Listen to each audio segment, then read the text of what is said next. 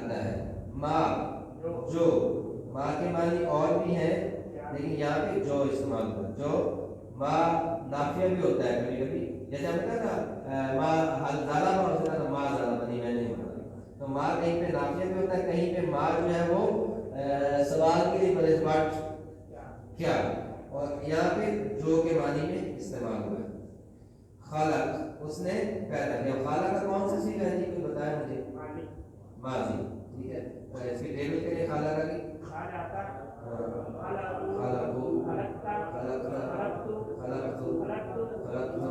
خلقنا بھی قرآن مجید میں کئی جگہ پہ آیا ہے. خالقہ اس نے پیدا کیا. ٹھیک ہے، خالقہ آپ کو پڑھایا تو ہم نے نہیں تھا، لیکن اس طرح آپ کو وزن پتہ چل گیا کہ اس کا معنی اس طرح سے ہوگا. یاد رکھیے کہ شر سے، یعنی کس شر سے ہم نے پناہ مانگنی کہ جو اللہ تعالیٰ نے جو چیزیں پیدا کی ہیں ان میں سے کوئی انسان کے لیے فائدہ مند نہیں بھی ہے، تو ہم ان سے بھی کیا کرنا ہے؟ اللہ کی پناہ مانگنی ہے. من شر ما خلق، ترجمہ کیجیے من شر ما خلق، اس کے شر سے جو اس نے پیدا کیا. یہاں سے بھی معلوم ہوا کہ اللہ تعالیٰ کی جتنی بھی چیزیں پیدا کی گئی وہ ساری انسان کے لیے موافق نہیں ہے، کوئی اس کے لیے فتنہ اور شر کا سبب بھی بنتی ہے، لیکن ان کے شر اور فتنہ سے بچنے کی اللہ نے ہمیں دعا بتلا دی ہے. من شر ما خلق میں سب چیزیں شامل ہیں، مگر آگے 3 چیزیں ان کا خاص ذکر ہے. غاسق، غاسق کہتے ہیں اندھیرا. نفاثات، نفاثات جادو پھونکنے والی ہوتی ہیں. حاسد، حاسد حاسد. ان تینوں میں ایک چیز عام ہے، انسان کو معلوم نہیں ہوتا کہ وہ شر کے حملے میں ہے، رات کے یا جادو کے یا حاسد کے کس وجہ سے اس کو نقصان پہنچتا ہے. تو ساری چیزوں سے کیا کیا گیا؟ پناہ مانگی گئی ہے. وَمِن شَرِّ غَاسِقٍ إِذَا وَقَبَ، وا مانی، من مانی، شر مانی، شر. یہ تینوں لفظ ہم پڑھ چکے ہیں. غاسق، غاسق اندھیرا، یعنی اندھیرے کے شر سے بھی پناہ مانگی گئی. اس لیے اندھیرے میں خوف آتا ہے، اندھیرے میں لوگ گناہ بھی کرتے ہیں. ایک تو اندھیرے کے خوف سے اس لیے پناہ مانگی گئی ہے، یعنی یہ اس میں اگر دیکھا جائے کہ اندھیرے میں تو لوگوں کو بھی نقصان، کوئی دشمنی بھی نقصان پہنچا سکتا ہے، چور بھی آ جاتا ہے. لیکن ایک اندھیرے میں انسان نفسیاتی طور پہ بھی تیار ہو جاتا ہے کہ میں بھی یہ گناہ کروں، تو اس لیے اپنے نفس کے لیے بھی پناہ ہے کہ اللہ مجھے اس اندھیرے میں گناہ کرنے سے میں آپ کی پناہ چاہتا ہوں. اذا جب واقعہ چھا جائے، واقعہ بھی کون سا فعل آ گیا؟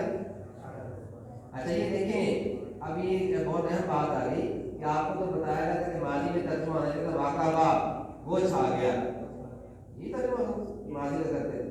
لیکن یہاں پہ چھا جائے مضارع کا ترجمہ ہو رہا ہے. اس کا ایک قاعدہ سمجھ لیں کہ جب ماضی کے کسی لفظ کے پیچھے اذا آ جائے جیسے وہ ہے تو اس کا ترجمہ مضارع والا ہو. اذا وقت جب اندھیرا چھا جائے.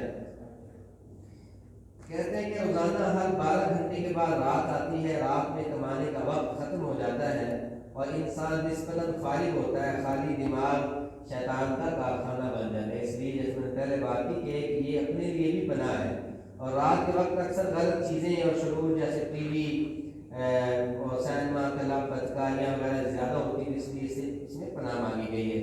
اور دشمن کے حملے بھی اس وقت رات میں ہو جاتے تھے، اس لیے دشمن کے حملے سے اس میں پناہ مانگی گئی ہے. ترجمہ کیجیے تصور کے ساتھ اور اپنے آپ کو غیر محفوظ محسوس کرتے ہوئے. وَمِن شَرِّ غَاسِقٍ إِذَا وَقَبَ، وَمِن شَرِّ غَاسِقٍ إِذَا وَقَبَ، جب چھا جائے. وَمِن شَرِّ النَّفَّاثَاتِ فِي الْعُقَدِ، اور من معنی سے شر شر. النفاثات پھونکے مارنے والیوں کے، دیکھیں والیوں کا ذکر ہے، یہ مؤنث کا صیغہ اس لیے ہے کہ جادو ٹونے میں زیادہ خواتین ہی پڑتی ہیں. آپ بھی دیکھیں کہ بہت سارے گھروں میں تعویذ کا اور اس طرح کا سسٹم چلتا ہے تو عورتیں ہوتی ہیں جو مردوں کو اپنے پیچھے لگا لیتی ہیں. جادو ٹونے میں اللہ تعالیٰ ہم سب کی اس سے حفاظت فرمایا کہ اللہ کے رسول صلی اللہ علیہ وسلم جب یہ اثر ہوگا تو ہمارے اوپر بھی اس طرح کا اثر ہو سکتا ہے. نفاثہ ہوتا ہے پھونک مارنے والی، جادوگرنی، تو نفاثات اس کی جمع ہے. فی العقد، فی معنی میں، عقد معنی عقد کہتے ہیں وہ گرہ لگانا، باندھنا. عقد جو گروں پر پھونک مارتی ہے، اس کی شرح سے بھی. ہر مسئلے کا حل کیا ہے؟ ہمارے پاس خاندانوں میں ایک بڑا مسئلہ ہے، یہاں مت کھاؤ، وہاں مت پیو، کچھ بھی ہو جائے گا، یہ صورت اس کا بہترین علاج ہے. اب کئی دیکھیں کئی بندے صحیح سلامت ہے، اللہ نے صحیح کھانے پینے کی، یعنی اسے کوئی کولیسٹرول کا مسئلہ نہیں ہے، اسے کوئی بلڈ پریشر کا مسئلہ نہیں، کہتے ہیں ہم نے بڑا گوشت نہیں کھانا جی، ہاں جی بڑا گوشت کیوں نہیں کھانا جی؟ یہ پیر صاحب نے روکا ہے، ہم دیکھیں گے جب آپ کو کوئی میڈیکلی کوئی ایشو نہیں تو پھر بڑے گوشت میں کوئی آفت نہیں ہے، مگر جب ہم نے کھانا نہیں کہ ہمیں ہٹک ہے، ہٹک ہے اللہ کی حلال کردہ چیز میں کیا ہٹک ہو سکتی ہے؟ اگر آپ کو میڈیکل ایشو نہیں ہے تو روحانی طور پہ آپ اس سے پیچھے نہ ہٹیں، ہاں بتائیے کہ وہ حلال ہونا چاہیے۔ جادو ایک سخت آزمائش ہے، اچھے خاصے لوگوں کا عقیدہ ڈگمگانے لگتا ہے اور وہ اس کے علاج کی طرح خاطر غلط کام کرنے لگتے ہیں۔ آپ نے دیکھا بہت سی ایسے واقعات ہیں، ٹی وی بھی دکھاتے رہتے ہیں کہ عورتیں قبروں پہ جا کے نہا رہی ہیں، غسل کر رہی ہیں، قبروں میں بیٹھ کے لوگ چلا کشی کر رہے ہیں۔ یہ حقیقت میں یہ دین کا حصہ نہیں ہے، دین تو صاف ستھرا ہے، خوبصورت زندگی ہے۔ اگر آپ کو اس طرح کا شک ہوا ہے تو آپ خود اپنے گھر میں معاوضہ پڑھ کر دم کر لیں، عقیدہ صحیح ہونا چاہیے، صاحب یقین آپ بن جائیں، کام اللہ تعالیٰ کرتے ہیں۔ چھوٹی سی بات صاحب یقین کی سن لیں۔ ایک میں نے کسی کتاب میں پڑھی بات کہ ایک چرواہا تھا، بکریاں چراتا تھا۔ اس کی مختلف روایات ہیں، حضرت اپنے انداز میں باتیں سناتا ہے، میں نے پڑھی وہ بتا۔ چرواہا تھا، بکریاں چراتا تھا، بکریاں اپنی وہ جس بستی سے لے کے نکلتا آگے رستے میں چھوٹی سی ندی آتی تھی، اس کو بکریاں جو تھی وہ کشتی پہ چڑھا کے اگلے میدان میں لے جانا پڑتی تھی۔ وہ کشتی والا 1 درہم یا 1 روپیہ اس سے کرایہ لیتا تھا، وہ روز 1 روپیہ جانے کا لیتا، 1 روپیہ آنے کا لیتا۔ چرواہے کو یہ رقم بھاری محسوس ہوتی تھی کہ روز کے 2 روپے خرچ ہو جاتے ہیں، لہٰذا اس کا کوئی حل نکالا جائے۔ اس نے کئی بندوں سے بات کی تو کسی نے کہا کہ تم نہ اپنی مسجد کے مولوی صاحب کے پاس جاؤ، امام صاحب کے پاس، وہ تمہیں اس کا یقیناً کوئی نہ کوئی اچھا اور بہتر حل بتائیں گے۔ وہ چرواہا امام صاحب کے پاس آیا اور کہنے لگا کہ امام صاحب مجھے حل بتائیں آپ، کہ میں صبح جاتا ہوں 1 روپیہ دیتا ہوں، واپس آتا ہوں 1 روپیہ لگ جاتا ہے، میں بکریاں تو لے جانا لازمی ہے، مجھے اس کا کوئی حل بتائیں۔ تو امام صاحب نے کہا کہ چھیڑو آدمی ہے، چرواہا ہے، بکری والے، اس کا میں کیا حل بتاؤں؟ تو امام صاحب نے کہا اچھا یار تم نہیں کریں، بسم اللہ پڑھ کے گزر جائے، بسم اللہ پڑھ کے واپس آ جائے، انشاءاللہ کام ہو جائے گا۔ وہ صاحب یقین تھا، وہ جب صبح جانے لگا تو اس نے بسم اللہ پڑھی، چادر اوپر کی اور ندی سے بکریاں ڈال دی، بکریاں تیرتی جا رہی، وہ خود بھی بسم اللہ کے ساتھ چلا گیا۔ شام کو پھر سے آیا، بسم اللہ پڑھی، پہنچے اوپر کی، چادر اوپر کھینچی اور گزر گئے۔ یقین کامل، کچھ دن گزرے، اس کا کام چل پڑا، وہ جا بھی رہا ہے، وہ آ بھی رہا ہے، صاحب یقین بن گیا۔ کچھ دن گزرے کہ وہ بکریاں لے کے واپس آ رہا تھا تو اللہ کی کرنی ایسی ہوئی کہ شام کے وقت کشتیاں والے جو تھے وہ چلے جاتے ہیں، جو کشتیاں والے جو تھے وہ شام کو کشتی نہیں چلاتے، کشتی الٹی کر کے چلے جاتے ہیں۔ ادھر سے وہی امام صاحب بھی آ گئے، اور شام کا وقت ہے، وہ بکریاں والا بھی ندی کے کنارے پہنچے، امام صاحب بھی ندی کے کنارے، تو وہ امام صاحب پریشان تھے، کشتی والا چلا گیا، گزرے گا کیسے، بکری والا بھی کھڑا ہے۔ تو وہ امام صاحب سے کہنے لگے کہ بھائی تم کیسے جاؤ گے؟ وہ تو کہا میں تو آپ کی اسی پہ جاتا ہوں جو آپ نے بتایا تھا۔ میں کیا بتایا تھا کہ آپ نے کہا بسم اللہ پڑھ کے گزر جائیں، تو میں تو اسی دن سے بسم اللہ پڑھ کے آتا ہوں، بسم اللہ پڑھ کے گزر جاتا ہوں، تو آئے آپ بھی ساتھ چلے۔ آئے امام میرے جیسا اس کا دل لگا ہوتا ہے کہ رک جا گیا، صاحب یقین نہیں تھا۔ اقبال نہیں کرتا، اقبال بڑا اپدیشت ہے، من باتوں میں وہ لیتا ہے، گفتار کا غازی بن تو گیا، کردار کا غازی بن نظر۔ اسپیچ کر لیتا تھا، وہ موٹیویشنل اسپیکر تھا اچھا، لیکن اندر عمل نہیں تھا، کردار کا غازی نہیں تھا، گفتار پتہ نہیں صاحب اپنے حالات کرتے ہیں اسٹیج پہ بیٹھ کے۔ اچھا تو کہا کہ کوئی بات نہیں، میں آپ کو گزارتا ہوں۔ تو بکری والے بسم اللہ پڑھی اور گزرتا جا رہا ہے، پانی میں بکریاں تیرتی جا رہی ہیں، جیسے اللہ نے اس کے سامنے رستے بنا دیے۔ امام صاحب کو مجبوراً اترنا پڑا، کہ وہ خالی تھا، درمیان میں گیا، امام کا ہوگا ڈوبنے لگا، چلایا آواز مجھے بچاؤ۔ تو وہ چرواہے نے پتہ کیا کیا، اس نے اس کو پکڑا اور کندھے پہ بٹھایا اور باہر اتار دیا۔ امام نے جا تو چرواہا کہتا ہے کہ امام صاحب آپ نے تو مجھے بتایا تھا، آپ ڈوبنے لگ گئے۔ امام نے کہا کہ تم صاحب یقین ہو، میرے پاس تیرے والا یقین نہیں، اگر تیرے والا یقین میرے پاس ہوتا تو میں گزر جاتا۔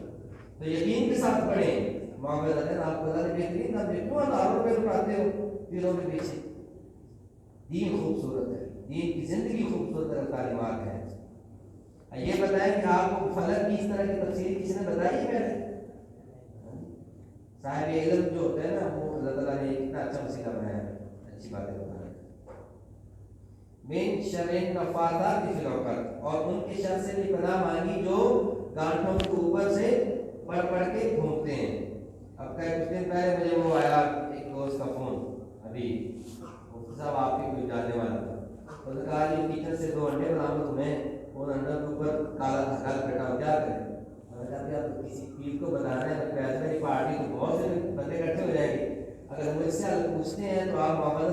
سے اٹھا کے بولتے ہیں اللہ کے رسول کی حدیث موجود انشاءاللہ حل ہو جائے. تو انہوں نے بہرحال ایسے ہی کر دیا.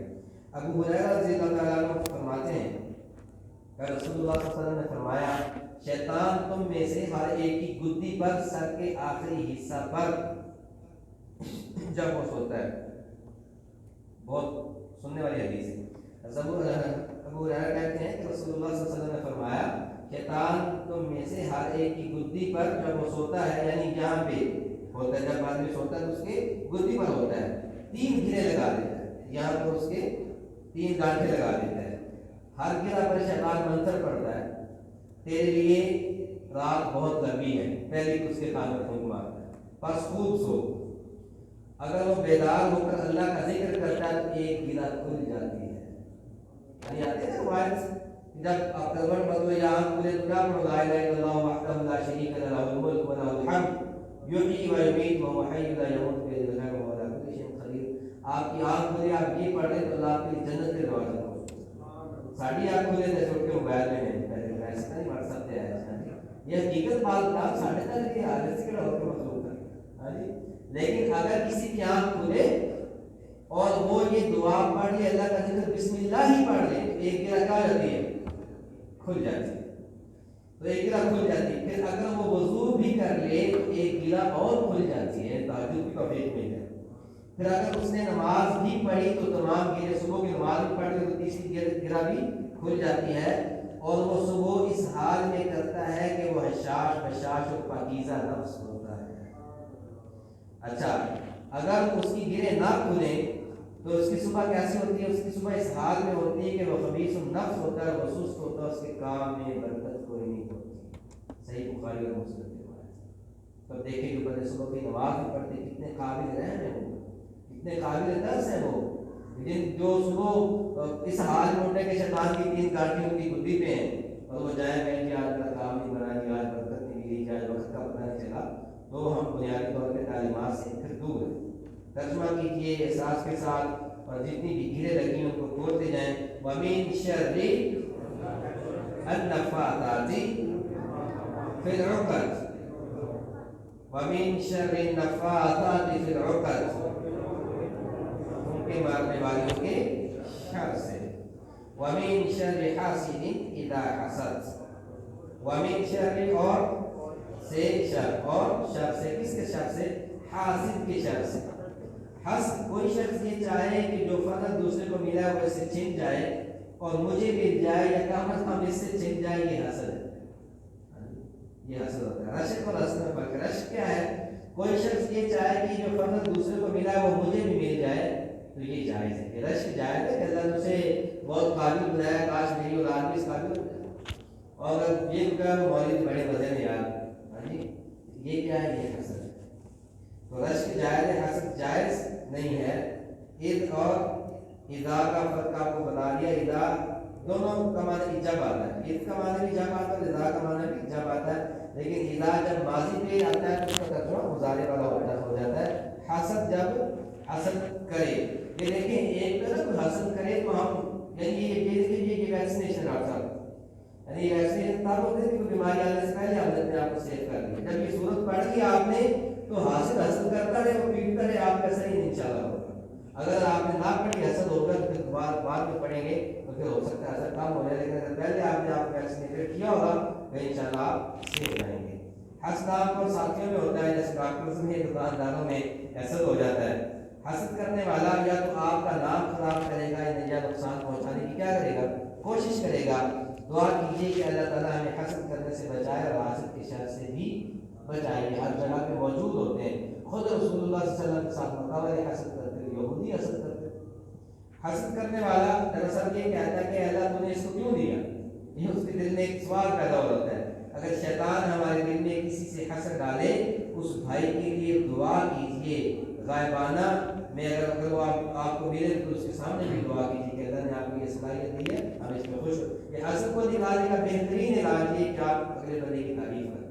یہ آپ کے لیے بہت اچھی خوبی اللہ نے آپ کو دی ہے, تو اللہ تعالیٰ اس کی بدلے ہمیں بھی عطا کر دے گا. اور حاسدین تو ہر جگہ پہ ہوتے ہیں, اللہ تعالیٰ ان سب کی عبادت فرمائے. وَمِن شَرِّ حَاسِدٍ اِذَا حَسَدَ, جب وہ حسد کرے. وصف عمل ہے کہ آپ صلی اللہ علیہ وسلم اس طرح اس کو ان صورتوں کو پڑھتے تھے فجر اور مغرب کے بعد 3 دفعہ سے وعدہ کریں گے ہم سب اس کو معمول بنائیں گے. کون ہے جو محفوظ میں رہنا چاہتا ہے؟ سارے کے سارے محفوظ رہنا چاہتے ہیں. اللہ کا دیے وفا مولا استعمال کیجیے جس کے ہاتھ میں ساری مخلوق ہے. اگر ہم نہ کریں گے تو نقصان ہمارا ہی ہے.